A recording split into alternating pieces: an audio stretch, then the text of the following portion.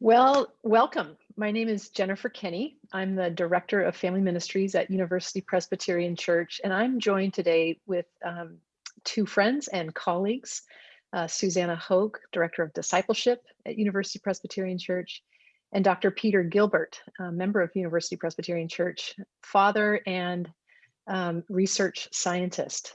I'll introduce Dr. Gilbert in just a minute, but our hope today is to have a conversation around vaccines and kids, and how we make decisions as parents, as believers, whether to vaccinate our children, specifically for COVID, but there might be some overlap in general about vaccinations that we learn about today. We've been having this conversation about COVID. It's been in every single day of our lives, and now we're at the point where we're able, adults, to be vaccinated. Children over 12 can receive a vaccination, and soon maybe younger kids. And so we've asked Dr. Peter Gilbert to join us today to help unpack some questions that we have as parents. And he is a biostatistician at the University of Washington and Fred Hutchinson Research Center. He's been the chair of biostatistics at the Fred Hutch for the last 7 years, or for 7 years, I think. He knows what he's talking about regarding math and science, and he's also a father. And what's been kind of fun in the last, I think, week or so, he was recently on the cover of USA Today. So now he's a pop culture icon. So welcome, Dr. Gilbert. Yeah, so Peter, you've been such a great resource to me and to my family, and also our neighborhood, of asking all of our random vaccine questions. You've been so generous to share just your wealth of knowledge about vaccines, and this vaccine specifically, the COVID vaccine specifically, and also knowing that you come at that not just as a scientist, but also as a Christian, as a follower of Jesus, and also as a father. That's been, you've been a huge gift to myself and my husband and a lot in our community. And so we're just so thrilled that you're willing to share some of your thoughts and perspective with the larger UPC family. But maybe you could start by just telling us a little bit about you, your family, and your connection to UPC. Yeah, thanks, Susanna. Yeah, so it's really hard to overstate our connection to UPC. I'm really grateful for the church. You know, I became a Christian at UPC when I was an undergraduate student. I met my wife there. We got our 3 kids baptized there. So we have a 16-year-old daughter, 11-year-old daughter, and then a 14-year-old son, Ellie, Vivi, and Blaze. You know, over the years, we've participated in many ministries, such as International Student Ministry. I was doing that when Christy and I met. Christy led the Ladybugs for some years. You know, we've been participating in the children's ministry pre-COVID as we could, and we did different college ministries over the years. So yeah, UPC has really been our, you know, the center of our faith life. Mm-hmm. Great. I think I first met your wife through Ladybugs when my girls were in that program. Mm-hmm. So maybe just tell us a little bit about, I know there's a huge intersection for you between your faith and your career. So if you could share with us just a little bit about your own faith journey. Yeah, so when I arrived at the University of Washington as a freshman back in 1988, I wasn't a Christian. I guess I was an agnostic skeptic. But right away, God seemed to put some things in my life to draw me to himself. One was I found myself in a French literature class where we were given Pascal's Pensées to read. And basically Pascal was a great scientist, renowned, but he also was a writer about the Christian faith. And he, in his Pensées, he was trying to persuade skeptical people like scientists, of why it made sense to seek after God, and why the faith was still relevant in an age when the Enlightenment and science was getting to be really popular. And at the same time, some friends came into my life that were inviting me to UPC. So I found myself, you know, attending church and starting to be involved with the Inn. And I was invited to the International Friendship House. So it's a confluence of all these things. I felt like God was working on my heart and my mind, and it really was crystallized in reading the Pensées from Pascal, because what he showed me that without God, I felt unhappy, wretched, afraid of death, ignorant, didn't have a reason to have meaning in my life. But then he also showed me that, by centering a life around Jesus Christ and having a relationship with him, then I could, have a happy life. So at the beginning, you could say it was a little bit selfish or, superficial. It's almost like the wager. It's in your best interest to seek after God, because it's a wretched life without God, because you're going to die someday. You're going to be annihilated, and you also don't have a reason to live because there's no creator or no philosophical system that can provide true meaning for your life. But that being said, at that time, I also saw an insight from Pascal. He was saying that the Christian faith was very special compared to other religions, because we could have this union with God through grace, through a gift of God, not through my own hard work. Because I just felt like it was obvious that I could not make it. I could not qualify based on my own efforts. I just knew I wouldn't have it in me. So this message that it was from grace was very powerful for me, and it felt like if there is any kind of religion that's true, this must be the one that's the true one. And then I think over the next 30 years, I hope I've grown a little from the superficial position, as I just don't want to die and be annihilated. But I think over the years, what's happened is my sense of awe for the person of Jesus as being an extremely excellent person has just deepened and deepened and deepened, where I see the way that he loves people and he tells the truth is just so profound to me. And so now I feel like the only purpose of my life is to try to imitate Jesus, because that's the appropriate way to live. It's true happiness. And so I'm going to give one Bible verse, and then we can turn on to the science, right? But this is a Bible verse that's been striking me lately. So this is when Jesus, he was at the very beginning of his ministry, as he was articulating to the Jewish leaders. So he came back to his hometown of Nazareth, and he was preaching in the synagogue, and he was basically announcing his ministry to the Jewish leaders there. And he said, "The Spirit of the Lord is upon me, because he has anointed me to preach the gospel to the poor. He has sent me to heal the brokenhearted, to proclaim liberty to the captives, and recovery of sight to the blind." And so to me, he's announcing that he has come to bring healing and full life to basically the whole world, not just to the Jewish people, who I think the Jewish leaders, were hoping he was going to be their superstar to deliver everything for them. But he's saying, well, that's actually not my ministry. I'm going to deliver to the entire world. I mean, anyone who wants to be with me, then I'll heal the brokenhearted, and et cetera. Love that. I love that God used science and a scientist to call you to himself, and now is using you as a scientist to care for the whole world in your work with vaccines. So turning to science, can you talk a little bit about your career, what you've done in the work of vaccines and how that relates to COVID? Yeah, so I did my PhD in biostatistics at the University of Washington on the topic of HIV vaccine development. And when I graduated, I wanted to go someplace that was centering on HIV research.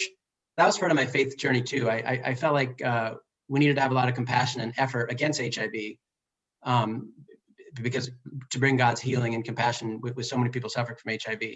So that was a big motivator for me. So I picked a university to work at that was centered on HIV. And that was Harvard, the biostatistics department. So I was there 5 years doing most of my HIV vaccine research and other research related to HIV in sub-Saharan Africa. But then I got a phone call from my dissertation advisor from the University of Washington, who was the head of biostatistics at the Fred Hutch. And he said, "We're starting, a new vaccine program that's going to be, very well federally funded, and it's going to be a network for HIV vaccine development." It was called the HIV Vaccine Trials Network. And so he said, "You can come here and get on the ground floor." And so I did that 20 years ago now.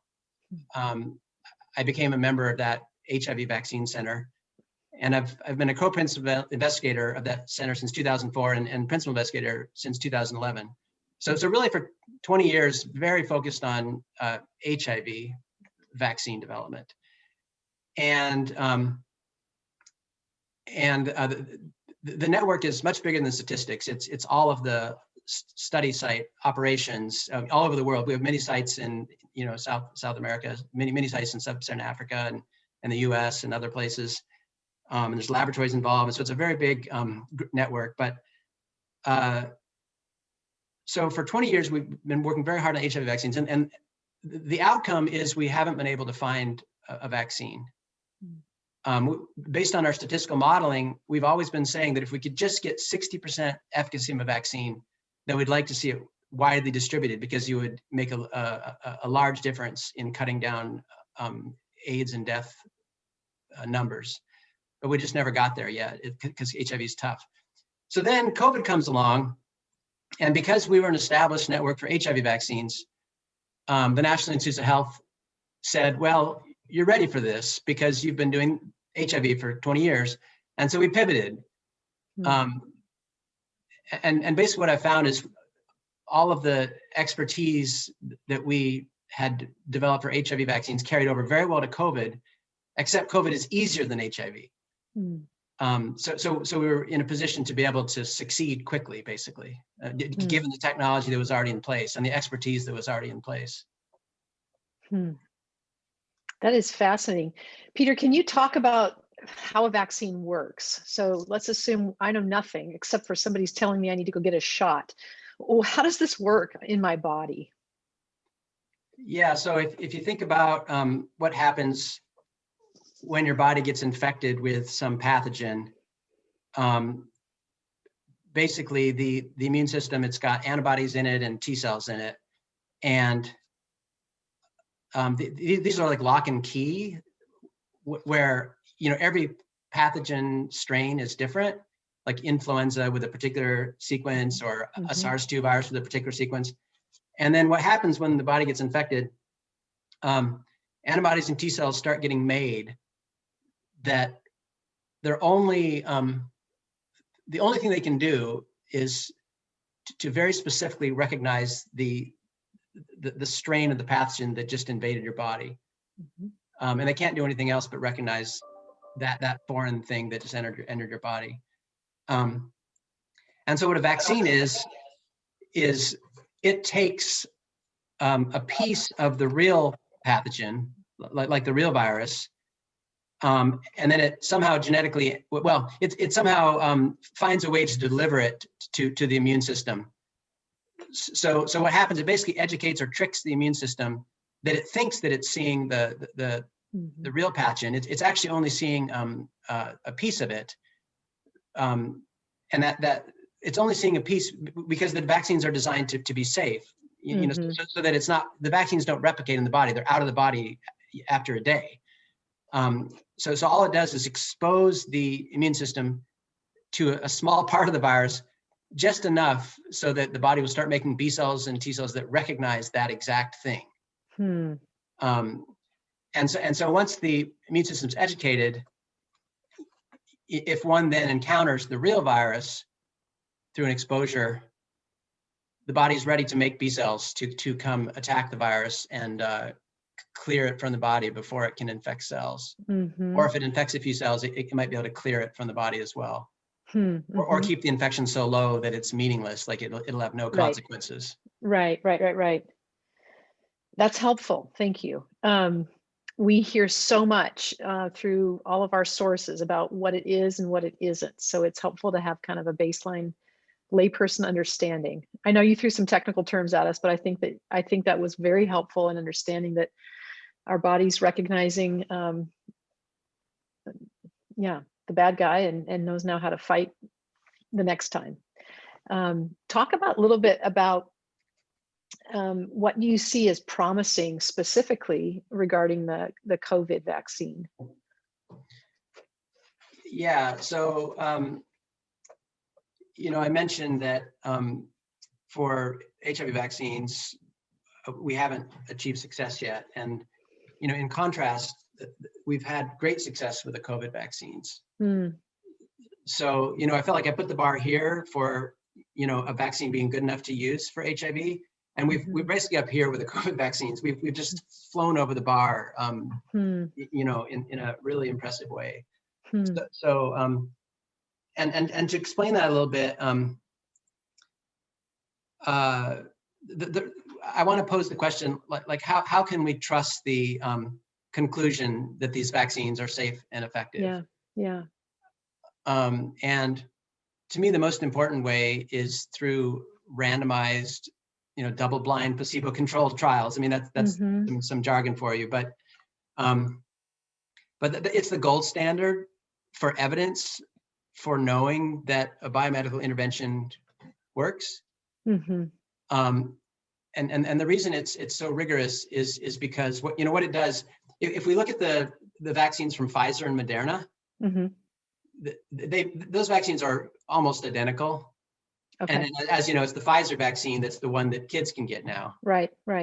So I can talk about it for those vaccines together.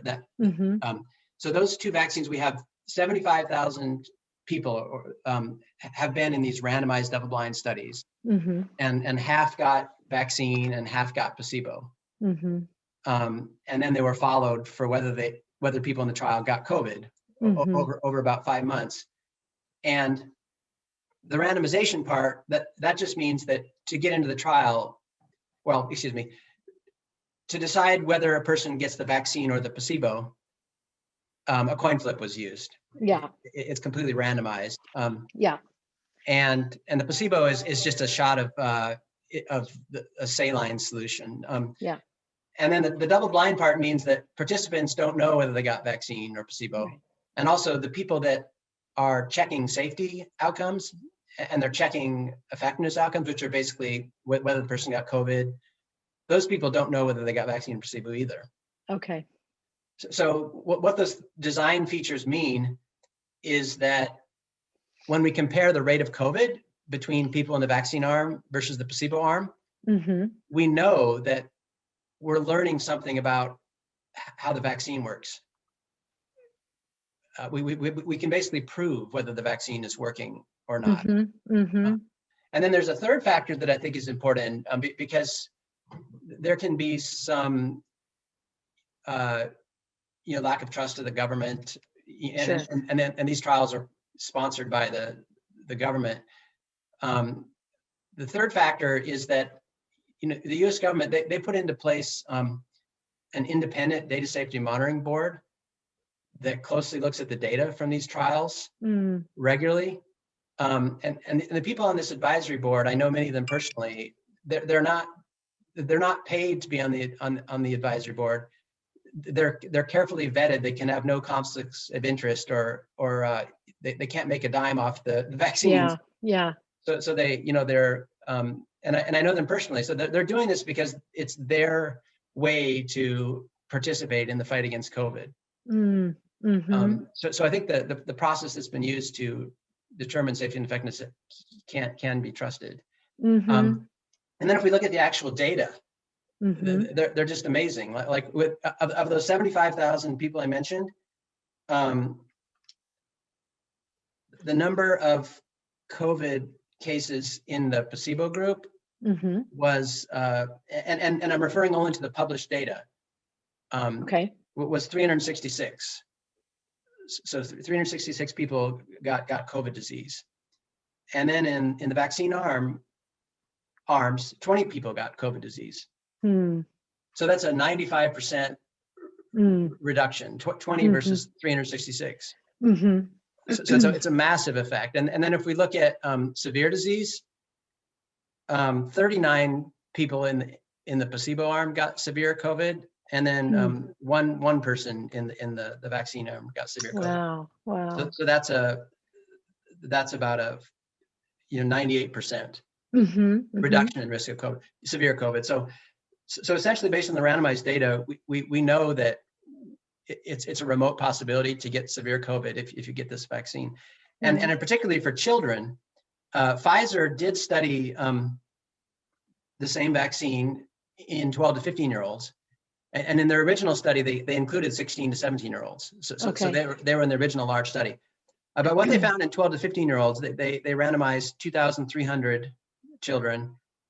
And what they found is there were 18 COVID cases in the study. Okay. All 18 in the placebo arm, so 0 COVID cases in the vaccine arm, 100% vaccine efficacy. And then the level of antibody responses in these 12 to 15-year-olds, they were higher than in the 16 to 17-year-olds. Okay. So basically, there's no real reason to doubt that the effectiveness won't be very high for the children. It's fun to hear those numbers because it's hard to argue with them. It's hard to find a hole. Yeah, and one more number, and then enough numbers probably. But so vaccination started rolling in, at the beginning of the year, basically slowly. And on January 1, the U.S. epidemic was at a peak with about an estimated 600,000 new infections every day. It's a gigantic number. Now it's about 60,000 infections per day. So it's a 10 times less infections happening, and that's based on about 40% of our country now being vaccinated. So we can see the effect coming through on just on monitoring how many cases are happening. Right. Susanna got bounced out, and I know she's trying to come back into our conversation, but one of the questions I know she was going to ask you is one that we hear a lot, and that is, regarding our decision to vaccinate. What are some of the questions or concerns that you're asked about? We hear a lot floating around in our parent groups, and as we gather and talk about this as adults. What are some of the things people are asking you that you might be able to help inform the rest of us with? Yeah, so one question I've gotten about 3 times is from neighbors or from my daughter's godmother, which is, grandma's really worried that if, my daughter gets vaccinated, that she might become sterile. Another question I've heard is it the best timing to get my children vaccinated, or should I wait and see? Maybe until the safety data are more rigorous, or longer, farther follow-up to be able to pick up any safety problems. And then a third question I've heard is, how come the US has so many vaccinations and so many vaccines, whereas other countries don't have much access to the vaccine, or if they do, the vaccines aren't the best vaccines. What are some of the kinds of answers that you give when you get asked those questions? Well, firstly, so let me take the first one. So sure. Yeah, when my friends have been concerned about something like sterility from vaccination, so I think some of the concerns are not based on science. I think they're based on hearing, people state theoretical concerns, but they're not based on, scientific precedent. Like the sterility one, it would be, an analogy would be, okay, my daughter's asking me if she can go to the beach, and I would say no, because you might get a sunburn, and that might cause you to get a heart attack. So there's not really a logic to it.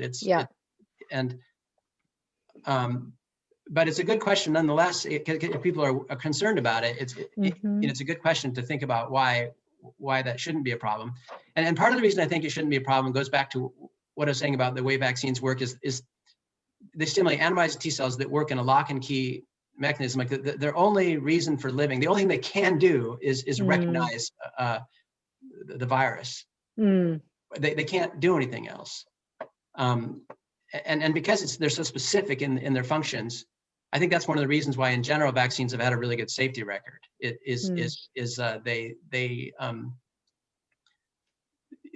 don't have many unintended effects because they're unable to. And then the second question on the wait and see, I think this is an interesting question. my sense here is, the track record of vaccines. I was saying that they've tended to be very safe, Mm-hmm. and they're basically the glory of public health, that they've prevented billions of morbidity and mortality events around the world. Mm-hmm. And I think they've been part of God's mercy, really, to Mm-hmm. be widely used even in poor countries. Mm-hmm. Yeah, it's true that kids aren't as at risk for COVID and infection as adults, but there have been over 1 million kids infected with SARS-2 in our country. And I think that the way I would answer this question would be two things, really. So one is comparing the risk for my children from the vaccine versus the risk for my children from other things. Yeah. And basically the risk of COVID for them, because some kids do get severe COVID, Mm-hmm. and also some kids certainly get infected and they pass on the virus to grandma or to a baby, and so they can be carriers. And then I think of all the other bad things that can happen to my kid, like a car accident or depression or social isolation, all kinds of bad things. And then as a statistician, it's very natural for me to do this. I compare like the risk of those different bad things happening to my kids. And I know that the risk of something bad happening to them with the vaccine is much smaller than the risk for something bad happening to them due to COVID itself or due to car accidents, other issues. Yeah. And then honestly, the reason why maybe the most important reason for me personally why I'd like my kids to get vaccinated now is based on really a few weeks ago, I decided to pray, and it was a very open prayer. I said, God, I feel a little disconnected right now. What should I be thinking about?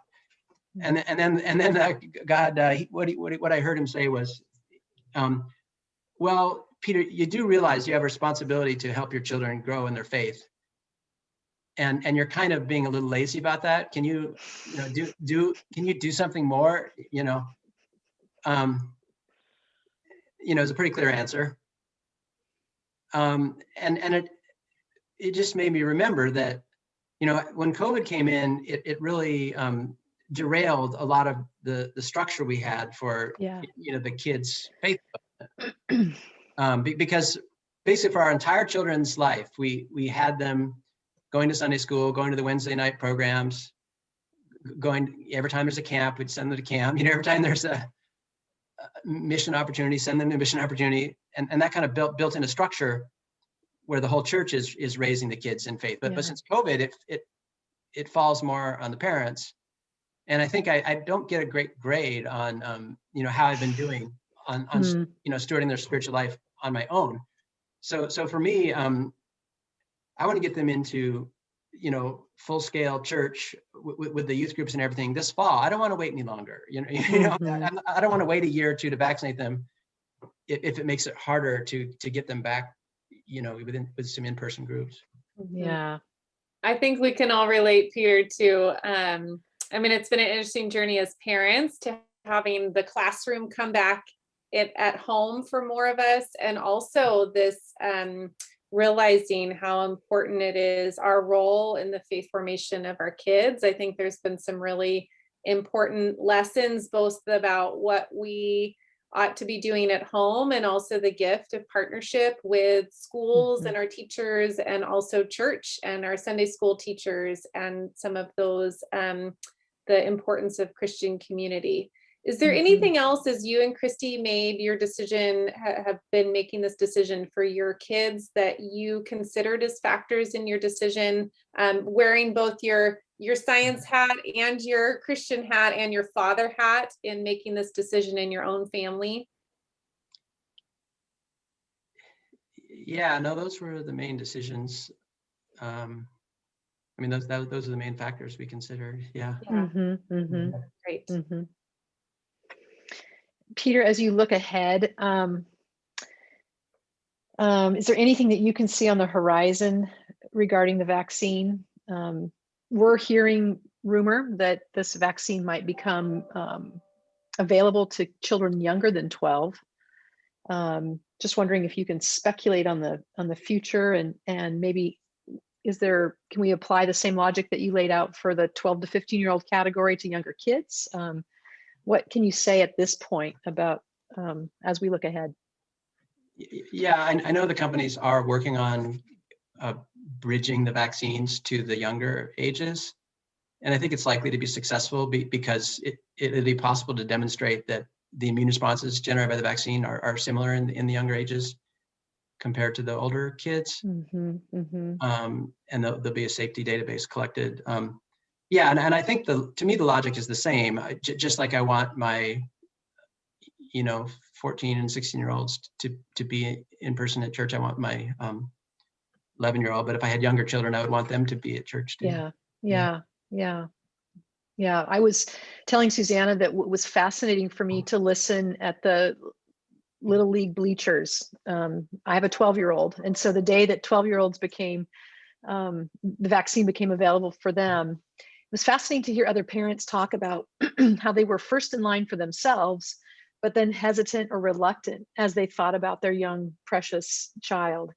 And so I think it's really helpful for us to run this thought exercise almost about the efficacy of the vaccine and then the opportunity that it gives to our families and our kids.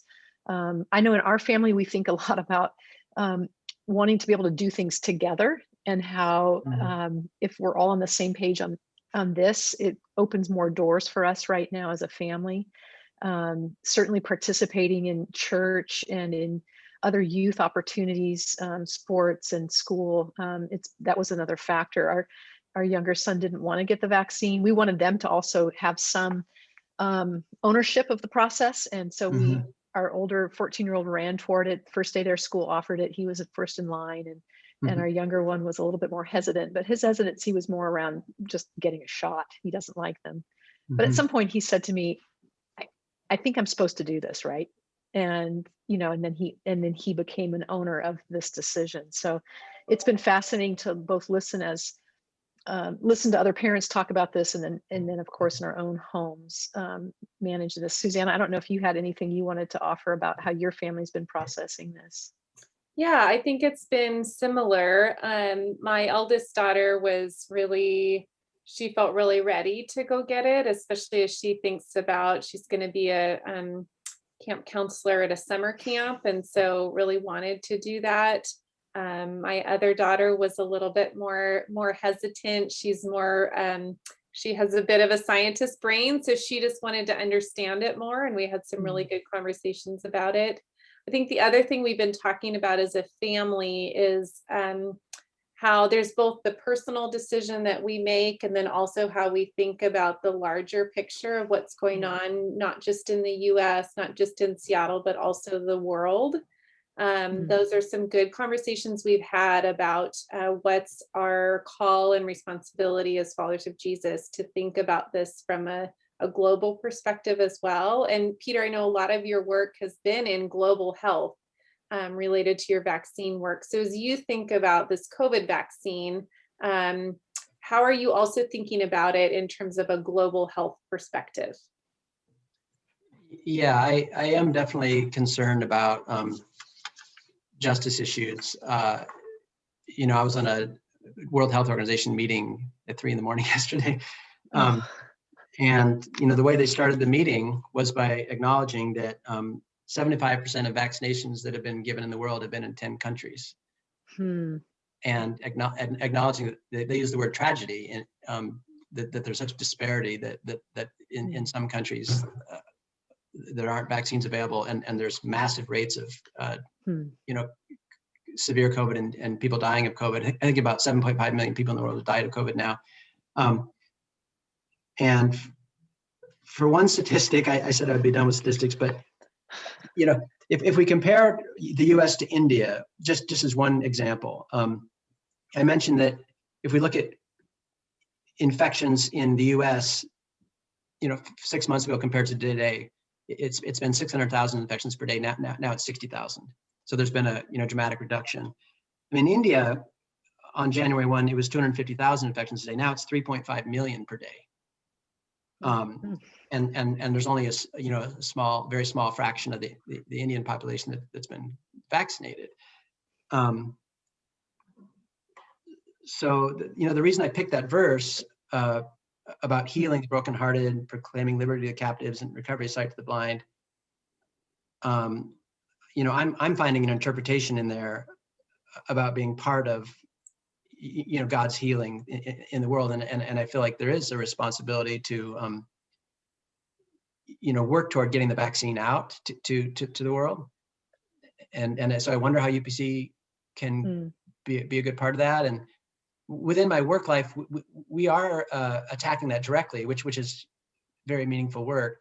For example, we're now starting a study in 7 countries in sub-Saharan Africa where we're taking the Moderna vaccine, and we're going to see how well it works against the variants of the virus that are there in those sub-Saharan African countries. And we can think about this as a justice mission, actually, because if we can prove to those 7 countries that the vaccine works really well in their country, it's part of the process of getting health ministers and politicians and people with decision-making authority to prioritize the issue of vaccination. And it's also part of the whole connection to nonprofits and philanthropies and government pressure. And I think the U.S. will start donating much more vaccine, and other countries need to do that, and the companies need to do that, and all kinds of things need to be done. But it feels very good to be part of a process of doing a key study that can help lead toward that. And then also, one of the largest companies for vaccines is Sanofi Pasteur. They make the flu vaccine that a lot of us get, and they're just starting a study of their vaccine in many countries of the world, in many low-income countries.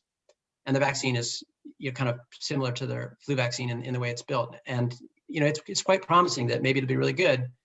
And because they have a track record of making huge numbers of doses, I'm excited that we get to play a part in determining how well that vaccine works. And then it'd be another vaccine that could be distributed around the world.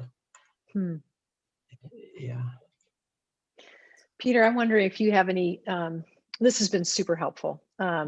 And it's a conversation that it's fun to hear you talk. It's fun to hear you lean into your expertise, because I've got more questions in my mind. But I think we'll kind of wrap up our time together. I want to thank you. And I wondered, Peter, if you had any final thoughts or a last word for us. Yeah, I mean, just to say that I think, basically the reason I do this work is I want to be part of what Jesus is doing, the way he said it when he visited that synagogue, 2,000 years ago. And I think I'll just leave you with the Pascal quote, just because it's almost a prayer, and what is a prayer, I suppose, and it's a prayer for all of us, I suppose, that we can do meaningful work and think well about reasoning well and having our faith working well, so that when we process things like COVID and decisions about vaccination, we can kind of sort out what we can address with faith and what we can address with reason, and kind of have those in a good order. So, and this prayer is kind of a guide for my life of how I do COVID research, but also how I try to think about being a father. So Pascal said, do small things as if they were great, because of the majesty of Christ, who does them in us and lives our life, and great things as though they were small and easy, because of his almighty power. I love that. Well, Peter, again, I think this is, it's interesting to be a parent in this time when we're having to make decisions about what's I think given our experience, it's a new and novel virus, and a newer vaccine goes down in the history books for sure as a unique situation, and a unique situation to make real life decisions as parents, as Christians, as people who are trying to be compassionate global citizens. And I love this conversation, thinking about it from a justice perspective as well.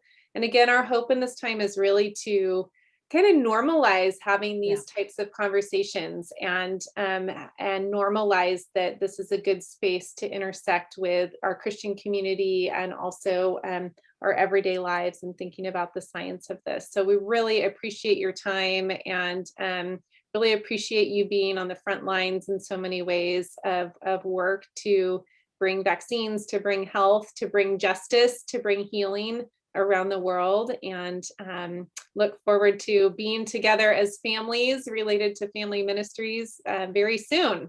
Yeah. So thank you. Yeah, thanks, Susanna. Thanks, Jennifer. Yes. Thank All you. right. Thanks for Bye-bye. joining us.